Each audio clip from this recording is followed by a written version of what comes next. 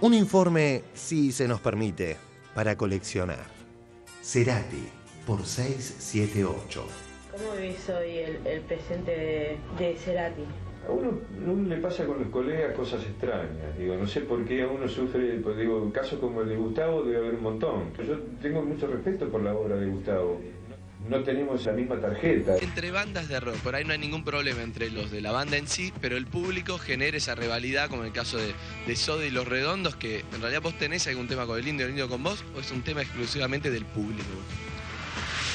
Es un tema del público, digamos, la sustancia realmente de las cosas que hace, que sé, tanto Redondos como hacía Soda, no me parece necesariamente, digamos, antagónicas. Es uno de los mejores músicos que ha habido de la cultura rock acá, de los más prolijos, de los más trabajadores, más meticulosos, y yo respeto eso porque yo trato de hacer lo mismo con mi trabajo. Gustavo me parece uno de los, contando pocos músicos, de los pocos músicos que son los mejores, es tal vez el mejor. Me parece un tipo de una finísima sensibilidad. Es para mí decididamente el mejor cantante de rock del país. Es un excelente letrista, toca muy bien la viola, es un músico muy completo. Gustavo es el artista que yo más admiro. Hace tiempo que lo admiro, antes de que trabajáramos juntos. Y empezar a trabajar juntos para mí fue un enorme estímulo. Y además es una de las personas, quizá la persona que más aprecio.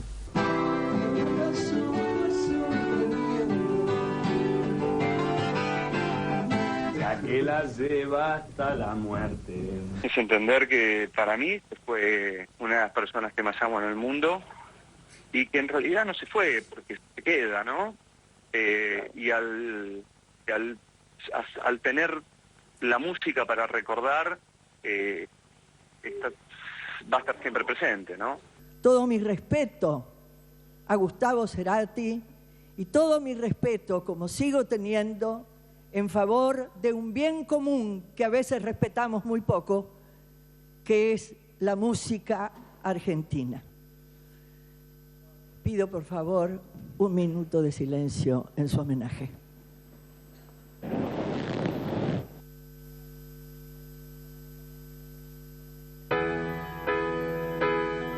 La espera me agotó. No sé nada de vos, dejaste tanto en mí.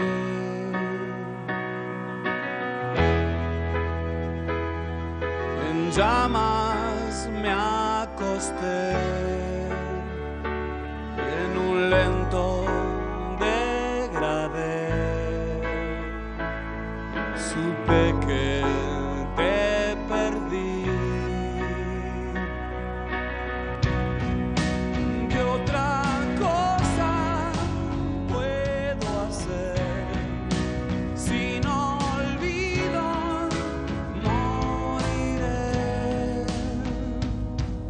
otro crimen quedará, otro crimen quedará sin resolver. El Senado aprobó leyes de pago soberano y abastecimiento. Un debate que no fue televisado. Voy a hablar de un proyecto que se acaba de presentar. Como el proyecto es un espanto, quiero hacer algunas consideraciones sobre ese proyecto, porque si no pareciera que todo nos da lo mismo. El artículo 5 prevé la prórroga de legislación y jurisdicción de Nueva York. Es inconcebible si estamos metidos hasta el caracú con un conflicto en Nueva York y lo que hace es ampliar la prórroga de la legislación y de la jurisdicción a Nueva York, que es absolutamente cuestionada por el mundo. El mundo cuestiona hoy lo sucedido en Nueva York. El capítulo segundo, presidente, está escrito por los buitres. Me entiende un segundo. Le han cedido la computadora. Córrete un cachito que me siento yo. Y lo escribieron los buitres.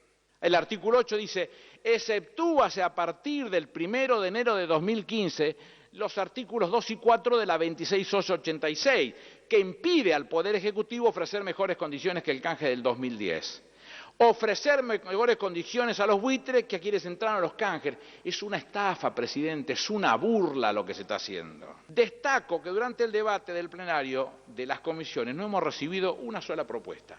Nadie tiene propuesta para esto. Nadie, salvo esta que más vale, se la hubiésemos dejado a Freddy Krueger, salía mejor. Nos visitan los senadores Marcelo Fuentes del Frente para la Victoria y Nito Artaza de la UCR. La persecución de Mañeto a Vudú, vergonzoso ataque de Clarín a las instituciones. Ayer fue un día muy intenso en el Congreso. Primero el bochorno de la presencia del vicepresidente Amado Vudú, el bochorno de la presencia del vicepresidente Amado Vudú. Pero sigue ahí. Sí, sigue ahí. Pero sigue ahí. Sí, sigue ahí. ¿Vamos a una pausa? No, vamos a hablar de lo que está pasando en el Congreso. Bueno. Vudú es la cuestión. ¿Vamos a una pausa? No, vamos a hablar de lo que está pasando en el Congreso. Vudú es la cuestión. Vudú, que una vez más insiste en presidir la sesión. ¿Cómo vio esto y cómo cree que va a seguir? Con Van der Broek, con el ex vicepresidente de la República,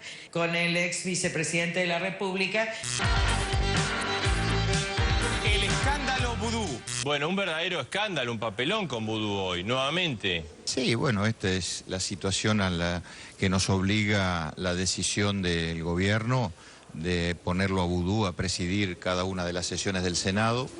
¿Sabe, usted le compraría un auto a Vudú? ¿Usted le compraría un auto a Vudú? No, por supuesto que no. Él está imperturbable, ¿no?, cuando ustedes le dicen todas esas cosas en la cara. Sí. Usted discúlpeme, pero la verdad que seguir hablando de Vudú es inconducente. Usted discúlpeme, pero la verdad que seguir hablando de Vudú es inconducente. Bueno, usted le dedicaba una buena parte del inicio de la sesión a Vudú, ¿no? Sí, pero ahora estamos discutiendo lo otro que a mi juicio es lo más importante. Bueno, senador Sanz, muchas gracias por habernos atendido esta noche y lo dejamos así puede volver al recinto. Otro día de notis para tomárselas con soda. 1. Estela Ilustre. Estela de Carlotto es ciudadana ilustre, nada más y nada menos que de América Latina. Lo acaba de decidir la ALADI, la Asociación Latinoamericana de Integración, por su incansable lucha por los derechos humanos. Un nuevo reconocimiento para Estela de Carlotto. 2. Más inclusión educativa. Y ayer se anunció justamente la escolaridad obligatoria para la sala de 4 años. Estamos en comunicación con Alberto Silioni, ministro de Educación. La sociedad argentina en democracia en estos últimos años ha llevado su educación de 7 años de obligatoriedad a 14 años. Ha duplicado la obligatoriedad y bueno, esto también es un mérito de la sociedad y de la democracia en su conjunto y es algo para celebrar. 3. Conferencia número 193 de Capitanich. Ignorada por quienes querían preguntar. Queremos preguntar. Quisiera responder con mucho respeto al titular de la Unión Industrial Argentina, Héctor Méndez. La verdad es que catalogar como una dictadura a la mayoría en el Congreso del Frente para la Victoria constituye una acusación temeraria, absolutamente infundada y que es una falta de respeto a una institución de la democracia. La verdad es que el Congreso de la Nación tiene 257 diputados y 72 senadores. Todos son elegidos por la voluntad popular. Obviamente el señor Héctor Méndez no es elegido por la voluntad popular, es elegido en representación de sus pares y siempre los grandes grupos económicos ponen a empresarios de menor envergadura relativa para que representen sus intereses, precisamente para defender en forma encubierta sus intereses. Es decir, constituyen verdaderos mascarones de proa para que digan lo que ellos no se animan a decir. Nosotros sabemos muy bien que cuando el pueblo vota y apoya la voluntad popular es precisamente para tomar decisiones soberanas como la que ejerce la Presidenta de la Nación en ejercicio de su liderazgo.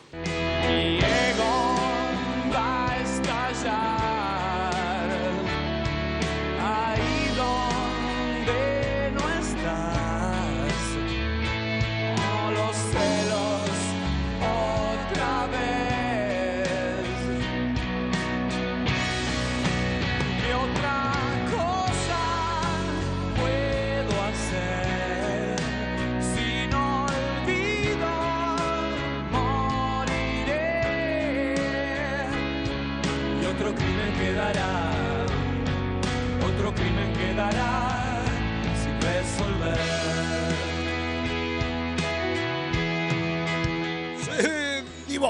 Victoria 678 del conglomerado hegemónico falaz y malo. Si se confirma la separación de Mariano Martínez y de su mujer, de Julieta, la verdad que nos da tristeza porque conforman una pareja divina. Lo damos todavía con la chance de que sea una crisis. Vamos a darle chances todavía. Está haciendo las compras solo, 2 meses de problema. Ya tienen 6, 7, 8 años. 6, 7, 8 años. Quizás están ahí como una especie de comezón del 7º año.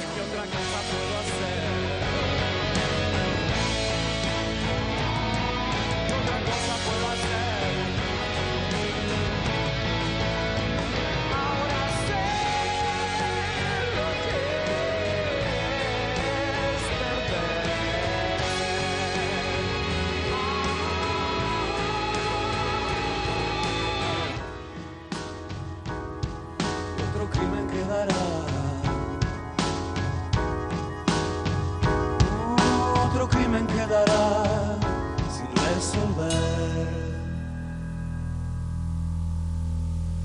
¿Qué otra cosa puedo hacer? ¿Qué otra cosa puedo hacer? Muy buenas noches, bienvenidos a 678. Bueno, ya lo sabrán ustedes, murió Gustavo Cerati después de estos 4 años de un sueño largo y misterioso. Hoy murió Gustavo Cerati y bueno, nos deja marcas indelebles en la cultura y en la música argentina.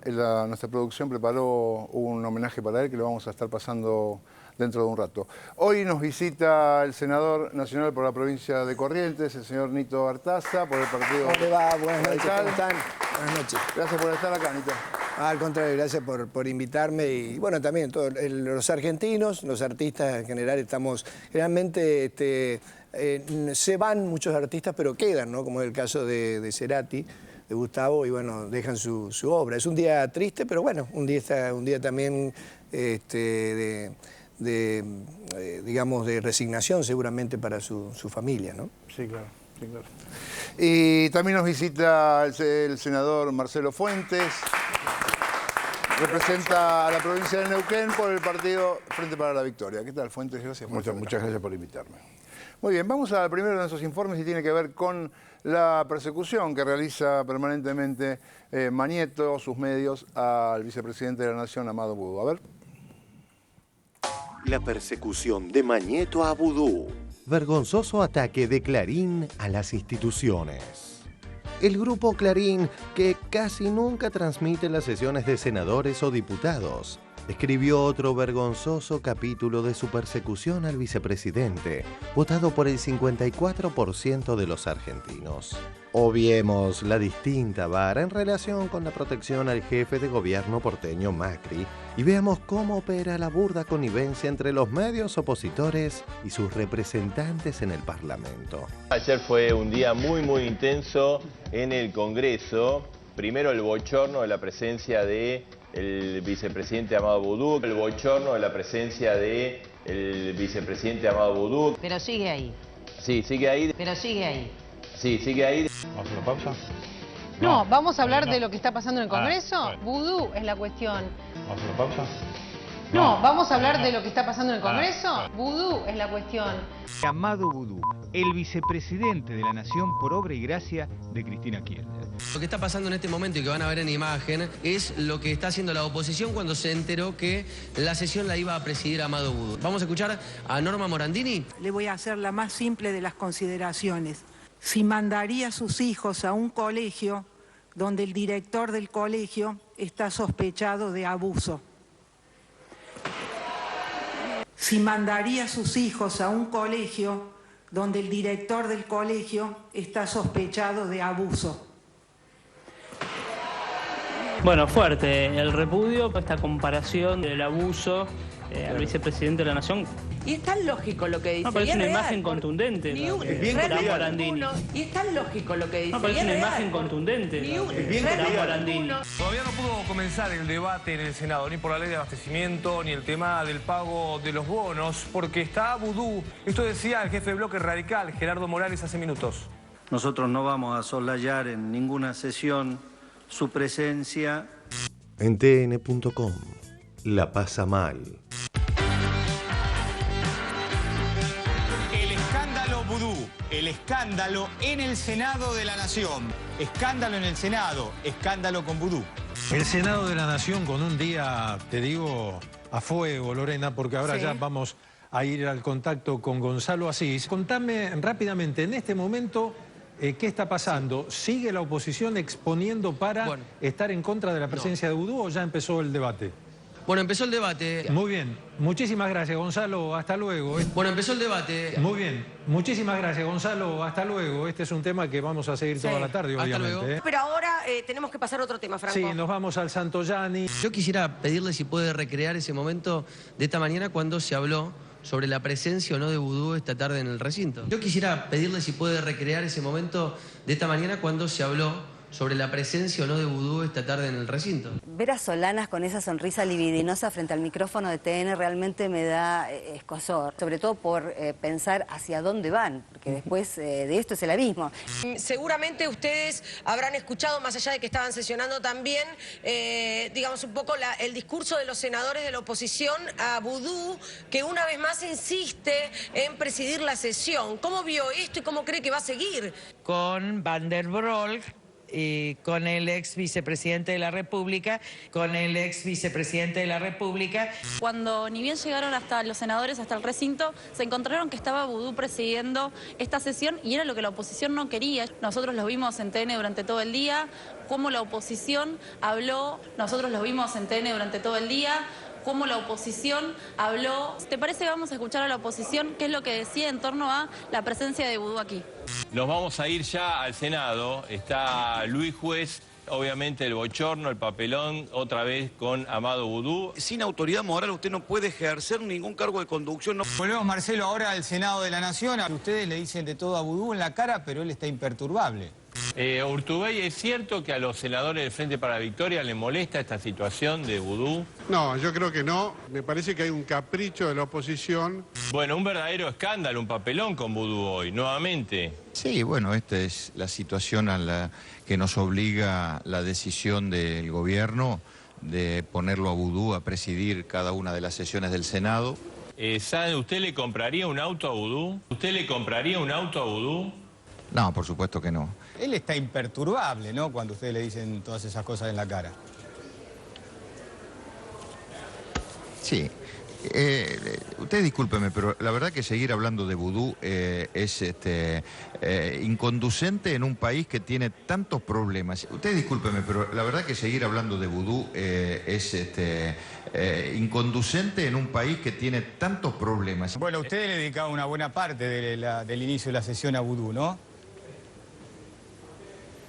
Sí, pero ahora estamos discutiendo lo otro que a mi juicio es lo más importante. Bueno, senador Sanz, muchas gracias por habernos atendido esta noche y lo dejamos así puede volver al recinto. Senado TV transmitía, no así TN, estos argumentos. No vaya a ser que el vicepresidente de la Nación, presidente de la Cámara, sea la gran excusa para no debatir los temas importantes, centrales, que hoy tenemos que debatir en este Senado. El Zócalo de TN utilizó el genérico senadores para referirse al sector minoritario del Senado. Lo que está pasando en este momento y que van a ver en imagen es lo que está haciendo la oposición cuando se enteró que la sesión la iba a presidir Amado Vudú. Volvemos a preguntarnos, ¿qué vínculo tiene una persecución tan sofisticada con el multimillonario negocio que perdió Clarín y que perjudicaba a los jubilados de nuestro país? No sé si el negocio de las AFJP, Una cosa muy sencilla, una buena parte de las acciones que vendieron a 30 pesos las compraron las AFJP, las 10, para disimular. Todas estaban prendidas en el negocio y los jubilados pagaron las acciones de Clarín a casi 30 pesos y ahora valen 6. Esa diferencia entre 6 y 30 pesos la pagaron los jubilados. Tanta preocupación que existe en los monopolios a veces por el dinero, lo que se hace con el dinero del ANSES. La medida más importante que habíamos tomado había sido la de recuperar precisamente la administración de los recursos de los trabajadores, porque nos permitió, además de adoptar una medida de carácter estructural, poder sostener todo lo que nos pasó a partir de la crisis del 2008. Y la persona que vino a proponerme, a decirme que el mundo había cambiado y que nada volvería a ser como era y que teníamos que adoptar una medida como esa, en la que había también rondado durante algún tiempo la cabeza de Kirchner, no se habían atrevido por las condiciones todavía que había en el país allá por el 2005, el 2006, fue nuestro ministro de Economía, o nuestro hoy ministro de Economía, Amado Boudou.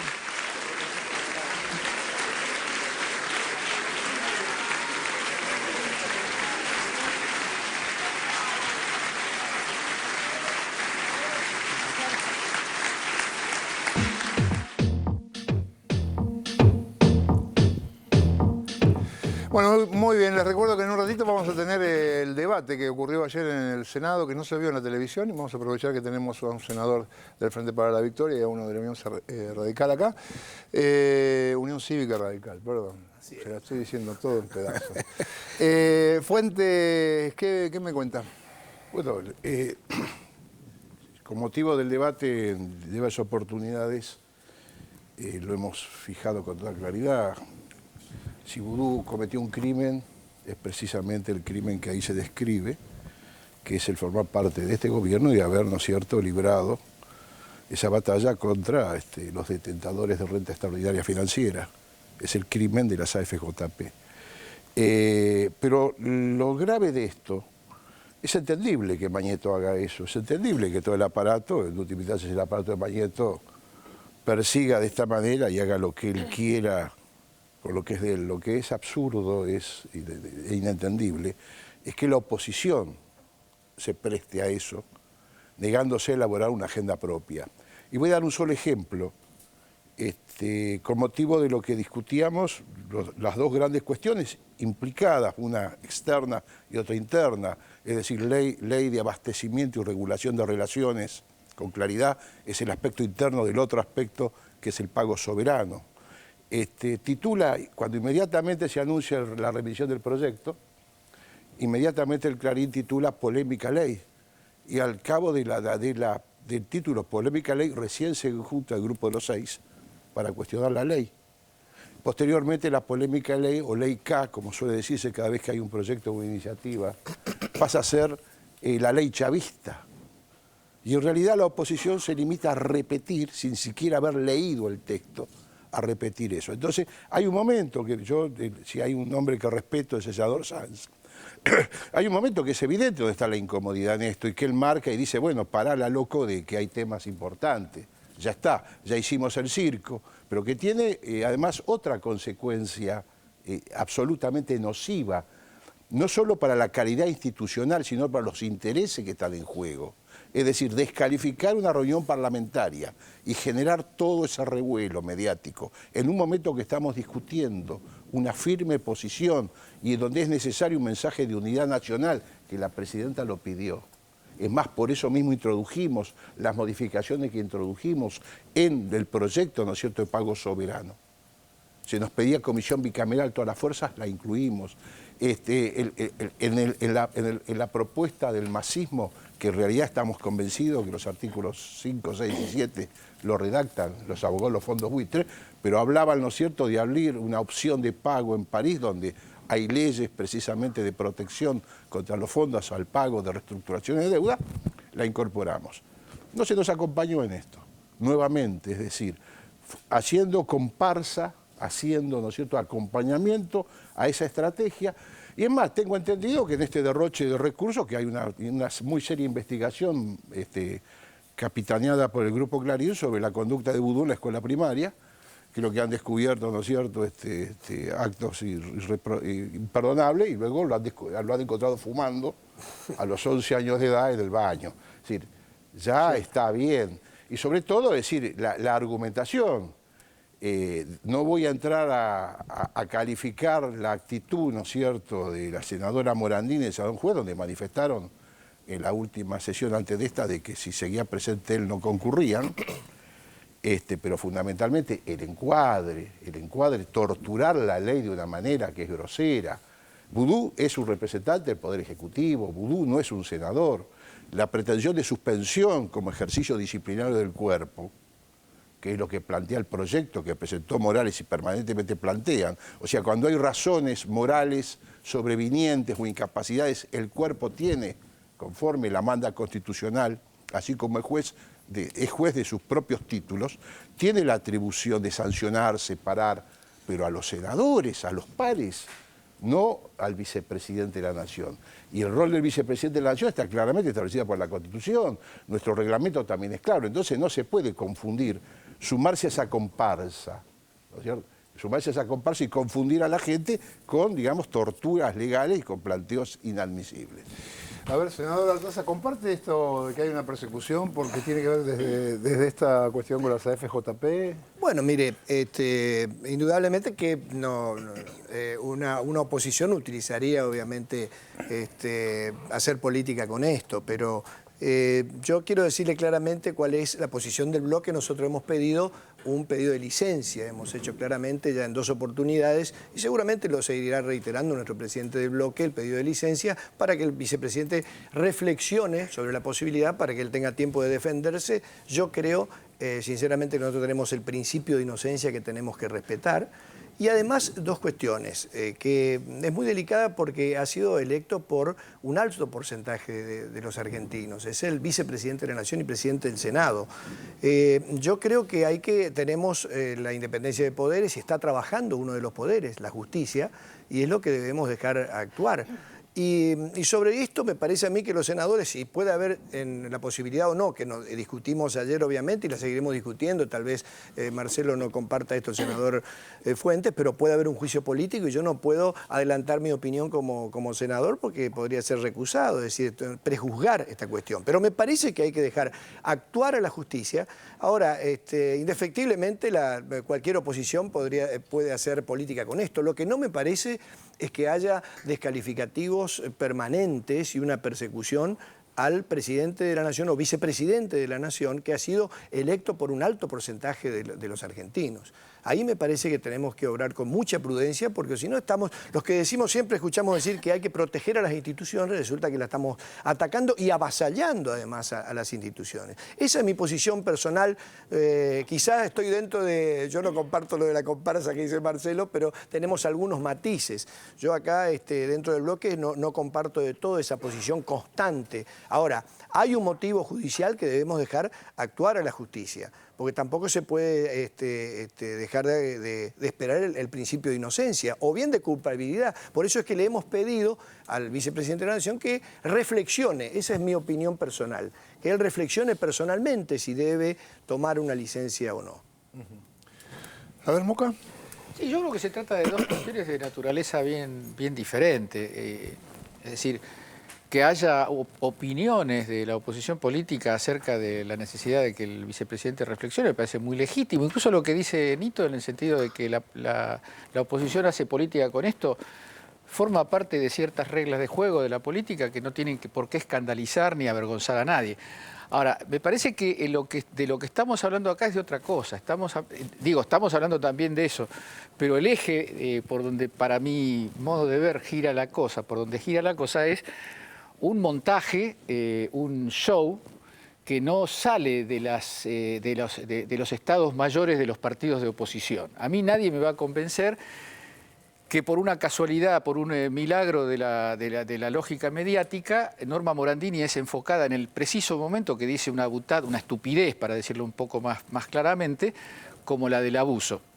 Eso no lo urdió el partido donde milita, o el bloque donde milita Norma Morandini. El show, el desfile vergonzoso de políticos, del cual afortunadamente, digo, me alegra mucho que Sanz se haya por lo menos corrido de la parte del show. Nadie le puede pedir a Sanz que cambie su posición política, pero correrse del show está bien. Ahora, es altamente peligroso.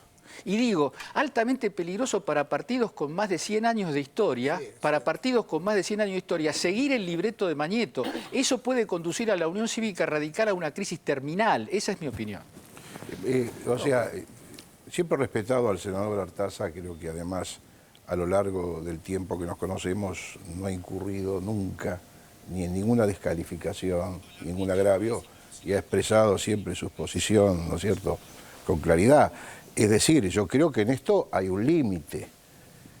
La pretensión de utilizar inadecuadamente, ¿no?, articulados reglamentarios, expresada con claridad la voluntad del bloque mayoritario de que no vamos a hacer lugar a eso, Si el camino que están buscando es el discurso político, plántenlo, pero no generen un show todas las sesiones.